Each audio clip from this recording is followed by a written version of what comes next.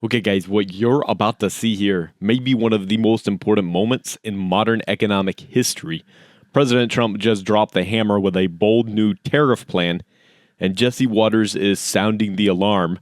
We can't afford not to have tariffs. This isn't just about trade, guys. It's about survival. If you care about America's future, stay locked in. Watch this clip all the way through. Let me know what you think down in the comments. President Trump just now wrapping up his big Liberation Day tariff event at the White House that he says is aimed at restoring U.S. economic fairness and backed up with some simple logic. Why play fair if they won't? April 2nd, 2025 will forever be remembered as the day American industry was reborn. For decades, our country has been looted, pillaged, raped, and plundered by nations near and far, both friend and foe alike. This is one of the most important days, in my opinion, in American history. It's our declaration of economic independence. Production at home will mean stronger competition and lower prices for consumers. This will be indeed the golden age of America. Trade deficits are no longer merely an economic problem. They're a national emergency that threatens our security. You see the numbers. The numbers are so disproportionate. They're so unfair. At the same time, we will establish a minimum baseline tariff of 10%. I call this kind reciprocal. To any company that objects to our common sense reciprocal tariffs, again, reciprocal, back and forth, back and forth. And I call this kind reciprocal. This is not full reciprocal. This is kind reciprocal. But for the Democrats who are opposed, well, they had their own spin on Liberation Day. This is not Liberation Day, it's Recession Day. It could be Obliteration Day. Big old fat tax day. It's Recession Day. It's a day of chaos and cost increases. Liberation from low prices, yeah. But is there an art to this deal? Israel is removing all tariffs on American products. Mexico won't go tit for tat with the U.S. on tariffs. And Ontario Premier Doug Ford says he is open to dropping tariffs. So here you go with this one. Is it Liberation Day? I call it Termination Day. I think it's fair that you have tariffs on a whole number of products. That's right. And we'd be willing to take those off tomorrow if he took all the tariffs off. We are not the problem. Does President Trump know that you'd be prepared to do that? He knows, and Secretary Lutnick knows that we're willing to take these tariffs off like in the next minute if he said he's taking their tariffs off. So I'd say a couple of things. It is good to be back, and thank you, Dana, for the kind words. Jeez. I'd say a couple of things. I listened to the president today, and I am a believer that building, manufacturing, conceiving, conceptualizing, making, repairing more things in America is the best thing we can do for our country, not only for jobs, but for our national security. We got a big hint of that during COVID. There were parts of COVID that we agreed with in terms of our response. No one agreed with COVID, but the way we responded to it. And part of the response was to ensure that we wouldn't rely on foreign supply chains, largely Asian supply chains for our pharmaceuticals, to chips, be it potato chips, which I like, or semiconductor chips, which we all need. We saw a shortage of kitchen appliances being able to be produced, cars being able to be produced because we had a shortage of these chips. Joe Biden took a swipe at it and said, look, we're going to give incentives for industry to grow up here. President Trump has said, you know what, I'm going to use trade policy as a way in which to do this. And it's unclear to me how you use trade policy the way he's using it. We've certainly used tariffs in the past in a targeted way, and it has benefited our country to shield industries in our nation that were growing, that needed some help to ensure that nations wouldn't just unload mass amounts of their goods and really drown our industries out, including steel and other things. In this instance, we're talking about putting tariffs on items that we don't produce. So the challenge is, and I think we quoted some people, Senator Kennedy from Louisiana, who I agree with sometimes, I don't agree with at times. I thought he was interesting today when he was asked about tariffs. He said, in the long run, it will probably work. The problem is that in the long run, we're probably going to all be dead. So in the short term is all that matters. I think what he was trying to say in his own unique colloquial way is that we don't produce the things that we're trying to tariff against. If we produced all of these things and said, you know what, we're going to protect our industry that produces high-level, high-performing engines. We're going to protect our industry that produces all of these auto parts. That'd be one thing, but we don't have the factories in which to do it. And in order to do it, we're talking 3, 4, 5, maybe as much as 7 years. And then I was glad to hear the president talk a little bit about our workforce. You have to bring workers in as well. So I hope and pray that what the president did today works. It's still unclear to me how it works. And I am prayerful and hopeful that the very people the president wants to protect the most, working class Americans who put him over the finish line, I hope that working class Americans win in the short term and the long term with what the president said today. Judge, a young friend of mine pointed out that the president has had this position for almost 4 decades. And that in 1987, he ran an ad in the New York Times calling for leaders to have the courage to impose tariffs. And my friend pointed out it was 3 months after he was born. So a long time coming to get to this day. Yeah, and I think that it's indicative of Donald Trump. And, he has these core beliefs and he delivers on those promises and beliefs. I think the important thing here is where we start. And we start at the point where the president is looking to reset the American economy. And the president sees inequities in certain parts of, the economy, that countries have higher tariffs on us than we have on them. And so the concept is, let's make it reciprocal. And I understand what you're saying, Harold, and you may know more about this than I do. I don't profess to be an economist.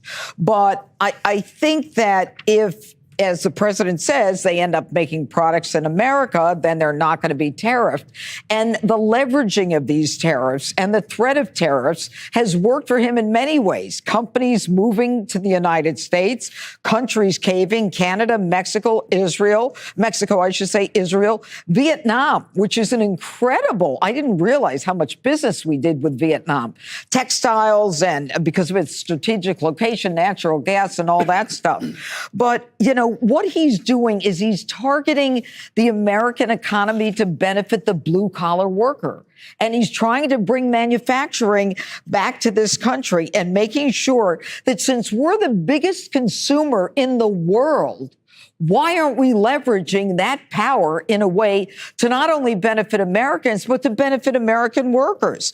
And look, think about it. You go to Costco, you buy in bulk, you pay less. The same with Sam's. You go there, you buy in bulk, you pay less. We buy in bulk and pay more. And that's what's backwards about it. And we've got to stop treating other countries like they're third world countries and like they need an advantage and, they desperately need our help to have their economies work for them. But I think in the end, that the president is doing everything he can to reset the economy. And it makes sense to me. Greg, I was thinking about how last November people had 2 choices, right? There was somebody who drove up the cost of everything through the so-called Inflation Reduction Act for the sake of climate change, Green New Deal, or somebody who believed that tariffs were a good way to reset manufacturing in the country. And they made their choice, and now we'll find out how it works. Yeah, it's very confusing when you notice that montage of Democrats. The Liberation Day was very, very confusing in D.C. because usually that means when Jerry Nadler forgets to wear a belt. Canada, apparently they're throwing tariffs on manatee meat and bovine semen, which means The View is very unhappy. I have to say, it's great watching Trump going on that chart, country by country. I mean, what a difference from Joe Biden, who couldn't find Japan on a map of Japan. So it was nice to see. But you know what? Harold is incredibly naive when it comes to tariffs, and it's almost precious to listen to him prattle on about it. Sometimes I just want to cradle him in my arms and go, there. But so let me explain tariffs to you, Dana, because sometimes you listen. It's all about negotiations. So let's say Dana on the 5 talks too much, and it eats into my time. So I call my agent, we talk about it, the agent calls the producers and said, look, from now on, Gutfeld gets 5 minutes of uninterrupted show time at the end of the show. Of course, the producers are terrified of Dana because she's a monster, but it throws everybody into a panic. So then there's a meeting, we discuss it, and after a compromise, based on fairness, I decide to withdraw my talk tariff because a compromise has been made in which I gave up something that I never really had to begin with.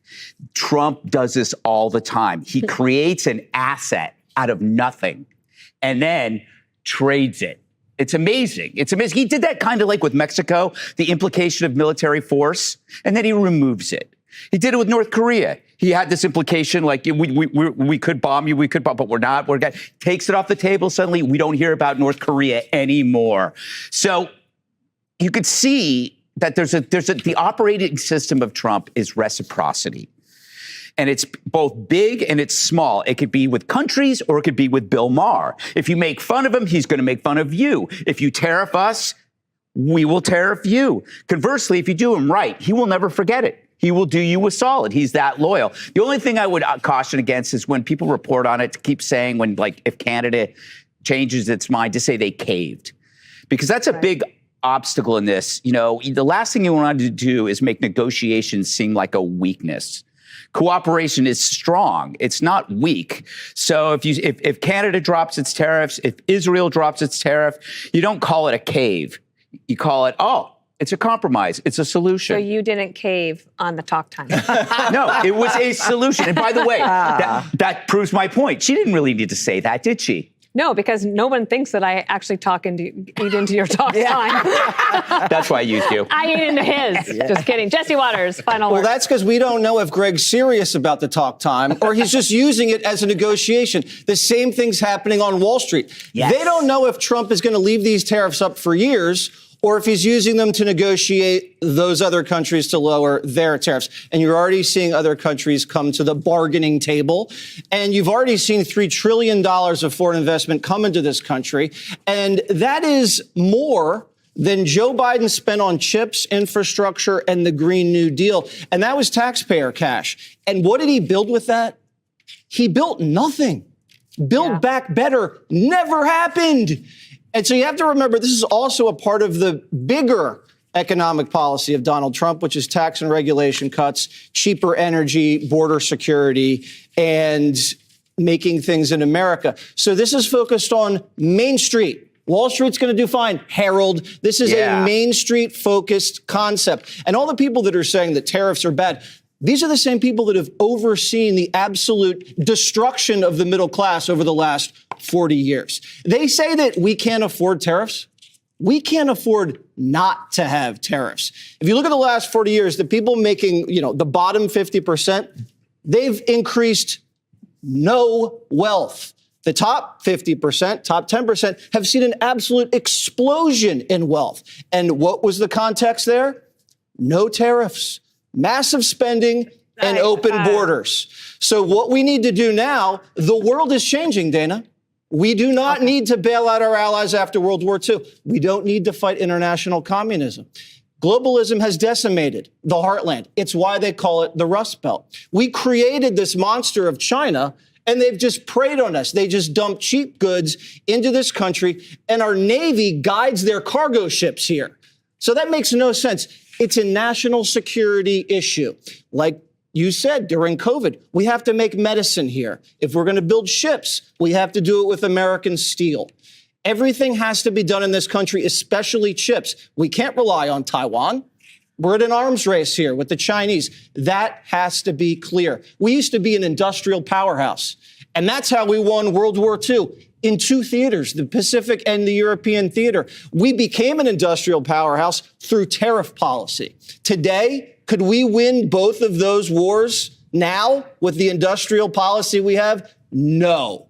You know what we have now? We have the most important, we have the richest, the strongest, and smartest technology sector in the world. We aided that and abetted that the right way. I would agree with you. We have cheated and overlooked working class Americans. But what the president's doing today, is well-intentioned as he is, on April 2nd, 2025, I want to see what your thinking is on April 9th, April 16th. And let's go to my birthday, May 11th. I hope you're right, but I think you're going to be wrong. Look how he slipped that in. Okay, guys, before we dive in, do me a big favor, hit that like button if you're tired of watching America get sold out by globalist elites. Let's send a message, guys, that they can't ignore.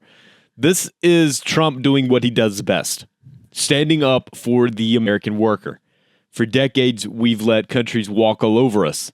Trump is saying no more.